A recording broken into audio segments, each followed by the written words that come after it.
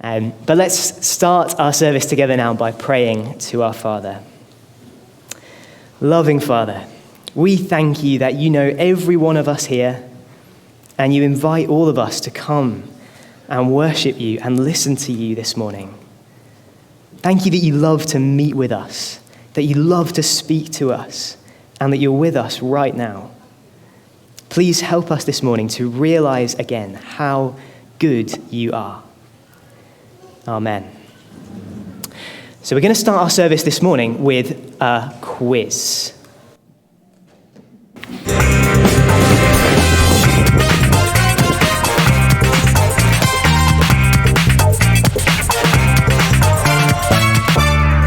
Good morning, everybody, and welcome to Thanks or No Thanks, the game show where we find out what we're truly thankful for.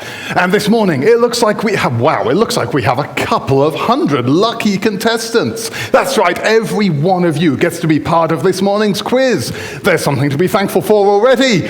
Or are you? Well, let's move straight into the questions as we find out who's thankful. As usual, I'm going to be listing some things that we may or may not be grateful for. Each time I name something, I'd like everyone to put your hand in the air if it's something that you're thankful for, and otherwise keep your hand firmly down. So the question is this something that you should feel grateful for or not? And we start with food. Yes. Who puts the food on your table? Is it a 3-course homemade meal or a microwave freezer dinner? The question is it something you'd be thankful for or something you don't think is worth gratitude? Is it thanks or no thanks? Hands up now.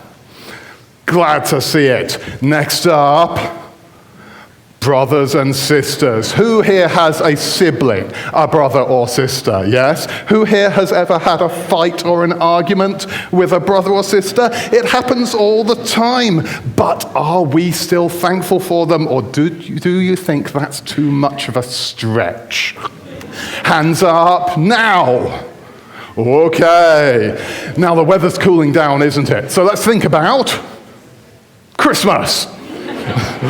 Who is thankful for their Christmas presents? Now, your parents may urge you to write thank you letters to all those relatives, but do you mean it?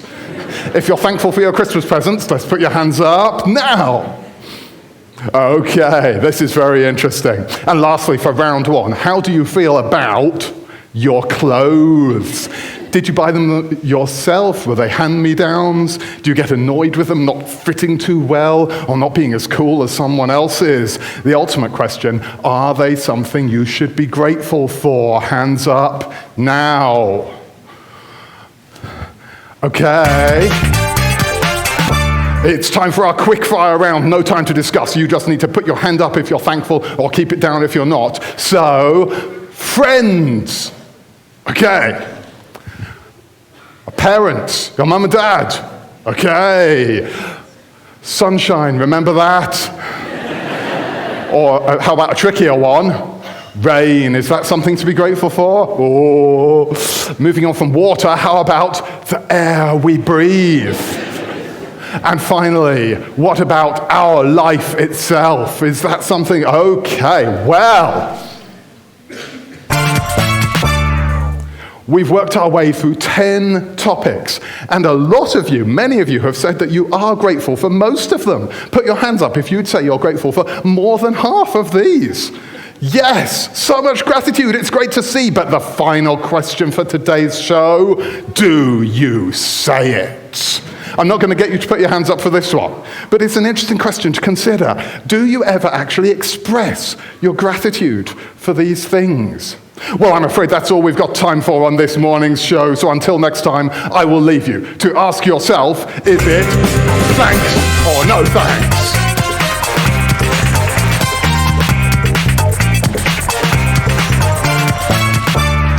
Thanks so much, Alex. So, as you will have gathered, today we're thinking about gratitude, which just means saying thank you for things. And I don't know about you, but that quiz reminded me that there's so much stuff that I actually, when I think about it, I know I should be grateful for it, but I usually take it for granted. Did anyone else have the thing when COVID finished, where you thought, oh my goodness, I can go outside again, I can hug my friends again, I can travel again, I am never going to take these things for granted ever again. And now you're taking them for granted like I am, right? There's so many things that we actually think we should be grateful for, but often we're not. And here's the thing, gratitude is really good for us. That is a scientific fact that I learned from a scientist called Dr. Alex Korb, who wrote an article in Psychology Today all about how there are all these studies that show that if people are grateful on purpose, it makes them happier. So people who did stuff like writing a diary of things they were thankful for every day in these different studies, it showed that they ended up doing better with their mental health, being more optimistic, more enthusiastic. And you might think, yeah, those seem pretty obvious. But here are some extra crazy ones. The people who said thank you a lot, they also slept better. They had better attention spans.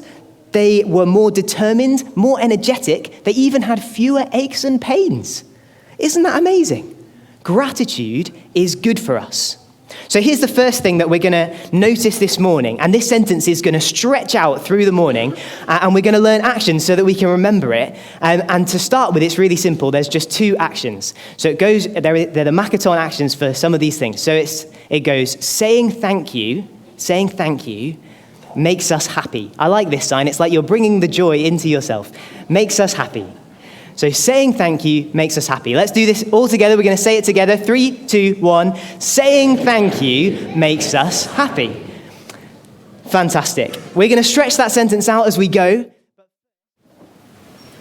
Once upon a time, in a land far away, there lived a woman called Generous Gillian. She was always smiling and saying hello to everyone. Hello, everyone. Hello over there. Oh, hello over there too. And she was kind and generous to everyone she met. Oh, hello, Mrs. Mackenzie. How are you today? Actually, I'm not too good today. It's very cold in my house, and I can't afford any fuel for the fire. Oh, don't worry, Mrs. Mackenzie. Here's some money to buy fuel and keep warm. I have plenty of money to spare. Oh, that's very kind of you, dear. Thank you very much. She was kind to all sorts of people, and they were grateful to her. Oh no, it's all gone. What's the matter, young man? Oh, I was on my way to the sweet shop and I've dropped my pocket money somewhere. So now I can't buy any sweets. Oh, don't worry. It's not the end of the world. Here's some money, and you can buy lots of sweets now. Cheer up. Oh, thank you. You're so kind. I know, I am, aren't I? Everywhere Generous Gillian went, people loved her because she was always giving them things and being kind to them. The drinks are on me again, everybody. Hooray! 3 cheers for Generous Gillian. Hip, hip, hip, hooray! Oh, there's no need to cheer for me. Oh, go ahead then. Hip, hip, hooray! Hip, hip, hooray! Gillian was the most popular person in town. Everyone wanted to thank her for her kindness and generosity. But where did Gillian get all her money from? She didn't have a job. No one saw her go to work, but she always had new clothes and delicious food and lots of money to give away to people or to spend on herself. Gillian had a secret nobody else knew about. Someone was giving Gillian all the money she spent on herself and other people. It was her granddad. Gillian had a granddad called, even more generous, Gerald. Gerald loved Gillian very much and wanted her to have everything she needed in life. He had worked hard during his life and saved some money, but he didn't need a lot to live on anymore, so each week he would transfer money into Gillian's bank account for her to spend. Oh, Gillian, I do love that girl. I've watched her growing up, and I make sure she has everything she needs. She used to come and visit me, and we would have such fun together. But I haven't seen her in ages. I'd like her to visit me again. I miss her. And here's the sad bit of the story. Even though Gillian received a huge amount of money from her granddad every week, she never thanked him for it. In fact, she never spoke to him at all. She just ignored him and his kindness. I've tried sending letters and cards. Oh no, not him again. Oh. I've tried phoning. Bring, bring, bring, bring, bring. Oh no, it's not him again. Why can't he leave me alone? She must be very busy all the time. She never answers the phone or ever rings me. I'd love to speak to her. Generous Gillian loved saying hello to people. Hello, everyone. Hello, you over there. Oh, hello, you over there too. She loved it when people thanked her for helping them and when they wanted to be her friend because she was kind and generous. But she could only be so generous because of the money her granddad had given her, and she never thanked him or wanted to spend time with him. Generous Gillian wasn't kind or generous or grateful to the person who loved her the most. Surely that wasn't right.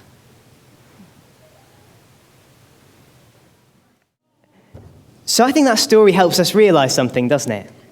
It's not just that saying thank you makes us happy, it's also that not saying thank you is actually really wrong. If someone gives us good gifts, if they're generous and kind to us, and we just ignore that, that doesn't just make us miserable, it's actually really wrong. So, saying thank you isn't just something that makes us happy, it's something that's right. So we're going to stretch out our sentence a little bit, and we're going to add the sign for right, which is nice and easy. So we're going to say it's right to say thank you, and it makes us happy. So let's say that all together. It's right to say thank you, and it makes us happy. But here's the big question. Who do we say thank you to? Because when your mum or your dad or your husband or your wife or your friend gives you a nice present or they cook you a nice meal, you know that you're supposed to say thank you to them, isn't it? But what about sunshine? I think we have a picture of sunshine. Or what about the joy of jumping in puddles or playing sport or dancing? Who do we say thank you to for those things? What about the fact that music exists, that it's possible for us to pull a bow along a string or hit a drum or make our throats wobble in a way that makes us feel full of joy or makes us cry because it's so beautiful or fills us with hope? Who do we say thank you to for that? Or what about the fact that friends exist or that families exist? Who do we say thank you to for that? Or what about all the intricate, incredible, beautiful things in the natural world that we discover through science? Or all of the elegant patterns that we find beneath the world when we study mathematics? What about all the amazing gifts that humans have in telling stories and making art? Who do we say thank you to for all of that? Well, the truth is, all of that, all of life, is a gift that's given to us by God. God is the one that we can say thank you to for all of the good things in this world, because all of life is a gift from God. A long time ago, in about 50 AD, a man called Paul, who was one of the people who saw Jesus after he came back from the dead, this man was in Greece, in Athens, speaking to a group of really, really clever people and explaining to them all the things that he'd realized about God because of Jesus. And in the middle of that speech, he said this: "The God who made the world and everything in it is the Lord of heaven and earth and does not live in temples built by human hands. And he is not served by human hands as if he needed anything. Rather, he himself gives everyone life and breath and everything else." What's he saying? Well, back in Paul's day, in Greece, people would have believed in all kinds of different gods. Gods like Zeus and Athena and Apollo. And people would build temples for those gods to live in, and there would be priests who worked in the temples, and people would always be serving these gods. They would be bringing them gifts, giving them gifts, feeding them with oil or food or things like that. But Paul was saying, guys, there's actually only one real God, and it's actually the exact opposite way round. We don't have to build him a temple to live in. He's built us this whole world for us to live in.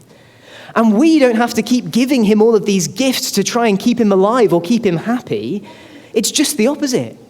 He's constantly giving us gifts because he is super, super generous. Actually, Paul says, every single breath we breathe is a gift from him. So everyone, take a deep breath in and out. That was a present from God. That was a gift that God gave you right then. Not because you gave him anything first, not because you've been good, but just because he loves you and he's kind. God isn't a big hungry monster that's greedy and wants to feed off us and gobble up everything that we can give him. The thing is, if we make anything else the main thing in our life, it will be like that. If we think anything else is going to be the thing that makes us happy, if it's the main thing for us, the thing that we worship, that thing will always end up demanding more and more and more from us like a big greedy monster. Maybe you like playing computer games, and it's fun, but it's also kind of addictive.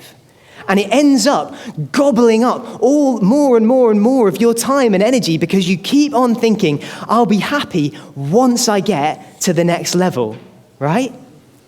Or maybe you're a grown-up, and you go to work, and you like your job, but it's kind of addictive. And it keeps on gobbling up more and more of your time and energy because you keep on thinking, I'll be happy once I get to the next level. But the real God isn't a big greedy monster like that. He's a generous giver. He's kind and he loves us. He gives us our whole life. He gives us every breath we breathe. Breathe in, breathe out. That was a gift from him. And everything else that's good is a gift, like maths and music and mangoes, not because we've given him something first, not because we're good, but just because he loves us and he's kind. So we could stretch our sentence a little bit more and make it's right to say thank you to God, and it makes us happy. So let's all say that together. It's right. Oh no, sorry. Too many actions. As you could see a minute ago, I'm useless at this. Right. It's right to say thank you to God, and it makes us happy. There you go. You guys have got this. And actually, if we think about the first two bits of our sentence, this is why being grateful and saying thank you does make us happy. It's why that's good for us, because it's what we were made for. We were created by God to receive everything as a gift from him and to say thank you to him. And so, of course, when we're grateful, when we say thank you, it's good for us. It makes us happy. And also, it makes us realize this is why not saying thank you to God is a real problem. It's wrong. If you think back to Gillian and her grandpa, She was a really nice person on the surface. She seemed really generous and good, but actually underneath, it was all wrong, wasn't it?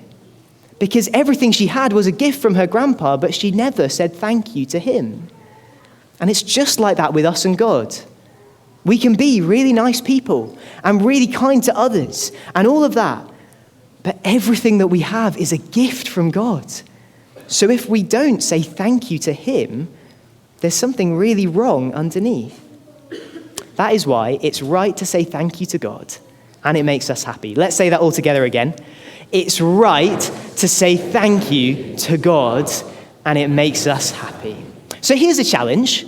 Why don't you try this week to think of 3 things that you want to say thank you to God for before you go to bed every night? And you could say thank you to him. You could do that with your family or whoever you live with or just by yourself. Why not try that this week and see if you can make it a habit? Just 3 things every day, because it is right to say thank you to God, and it makes us happy. Let's give you a chance now with the people next to you.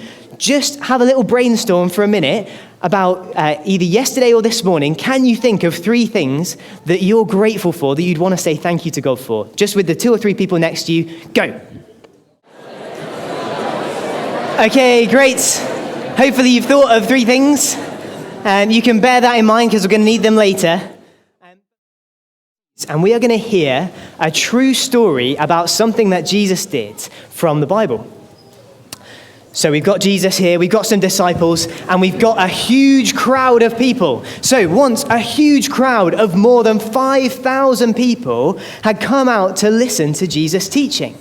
And they were hungry. Can you all rub your stomachs with hunger? And they were miles from anywhere. Can you all look to see? And there's nowhere to buy any food. So Jesus asked his disciples if anyone had any food they could share with all these people. And they looked at him like, "Are you crazy?" Because there were more than 5,000 people. But he seemed to be serious. So they went and they asked around to see if anyone else had any food that they could share. And there was one little boy who had his packed lunch. And in it, he had 5 bread rolls and 2 fish. And he offered them to Jesus. And Jesus took the bread and the fish, and he said, "Thank you to God." And he gave them to his disciples to pass round.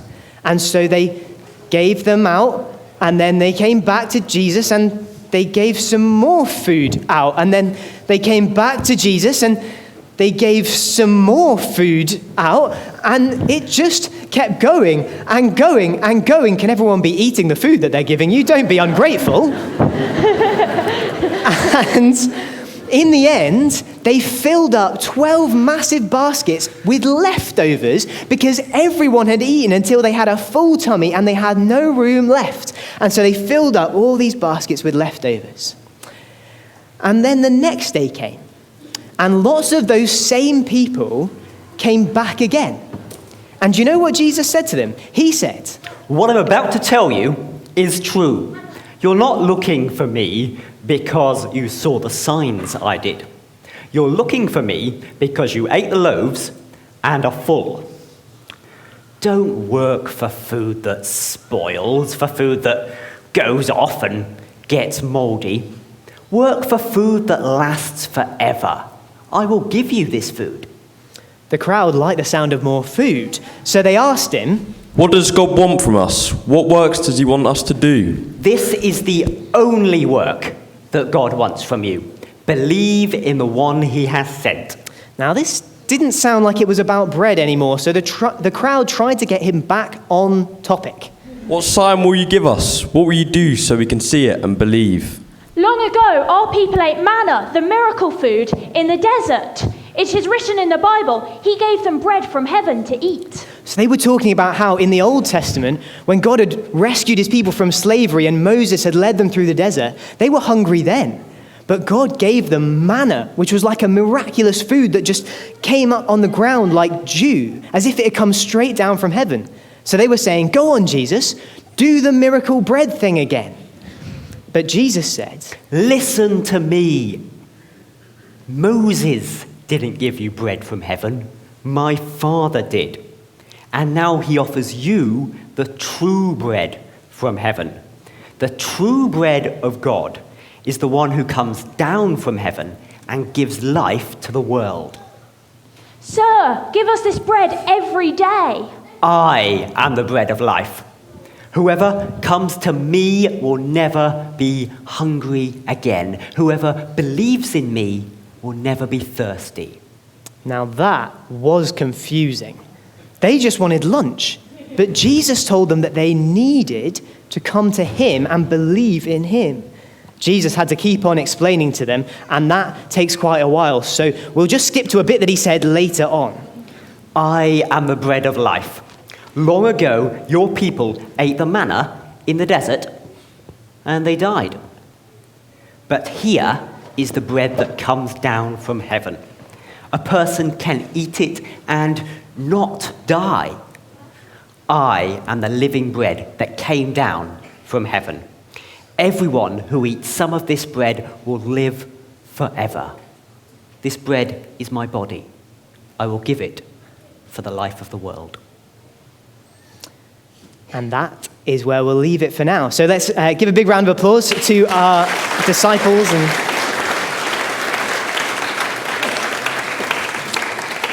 So what was Jesus saying? What did he mean?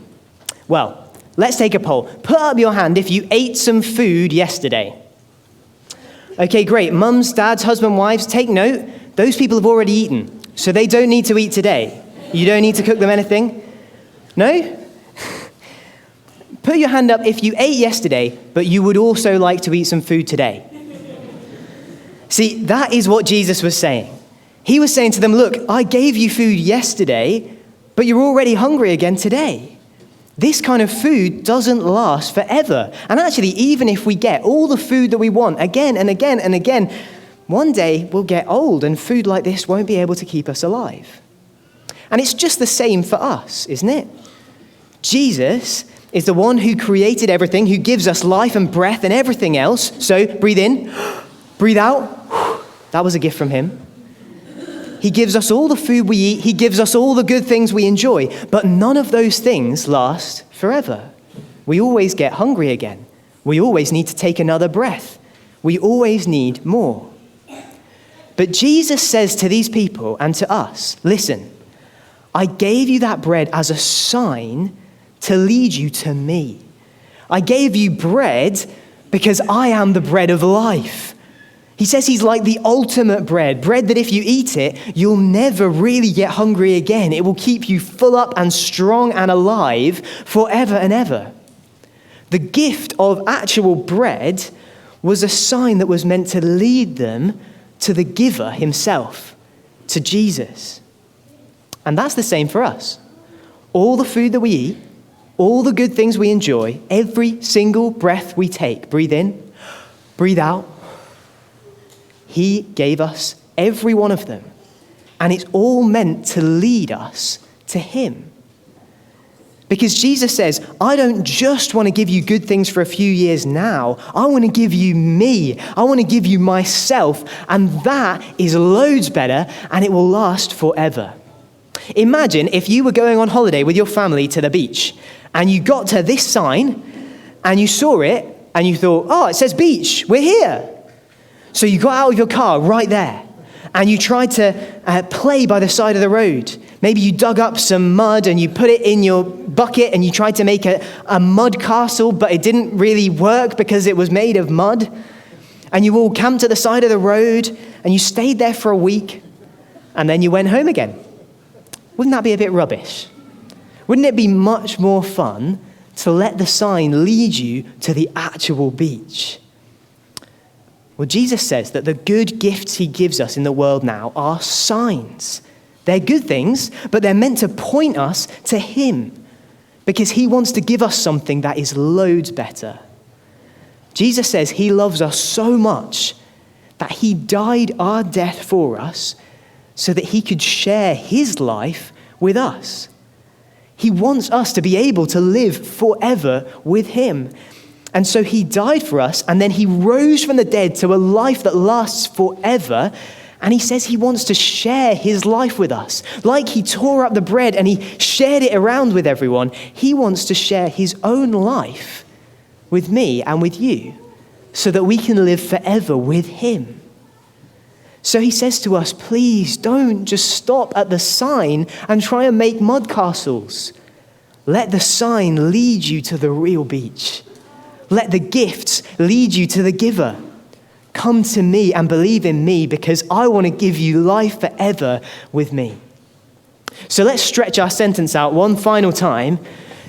It's going to become, it's right to say thank you to God for Jesus because he makes us happy forever. I love the forever sign. I might be doing it wrong, but I love it.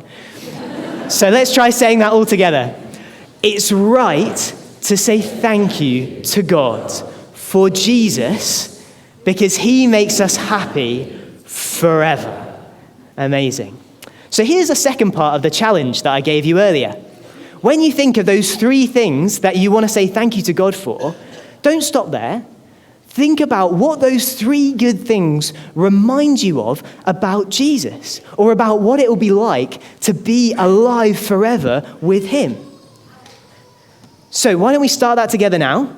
Let's have a couple of ideas. I'd like some from some grown-ups, some from some kids, a couple of suggestions of things that you were talking about earlier that you might want to say thank you to God for. You could just shout out or you could wave, and whichever you prefer. Let's have some suggestions. What was that? Coffee.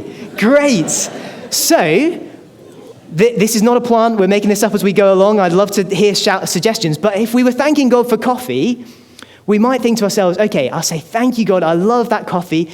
And then I think, what does it remind me of about Jesus or about living life forever with him?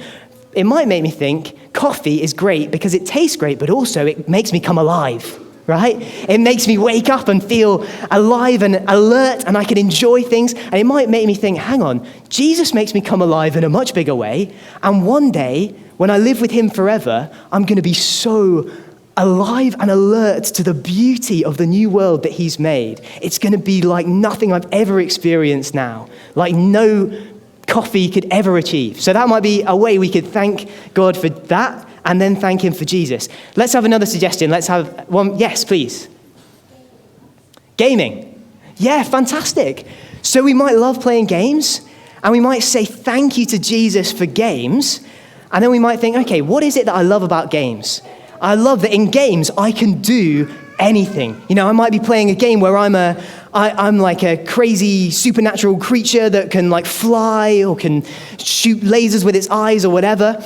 Or I might be playing like a Harry Potter game or something where I have all these kind of magical powers. And we might think, wow, Jesus is the one who actually can do anything. And right now he's on my team and he can do anything to look after me and care for me. And one day he's going to give me a new resurrected body like his resurrected body. And it is going to be able to do amazing things. It's going to be everything that a body was supposed to be. And I can't wait. Let's have a couple more suggestions. Yes. Friends. Fantastic, yeah. We might say thank you to God for our friends. And that might remind us that Jesus calls us his friends if we listen to him and follow him. And that actually Jesus said, no greater love has anyone than this, than to lay down his life for his friends. So we might think, wow, I'm so grateful I have friends now that I can see around me and I can spend time with at school or at work or at home or whatever.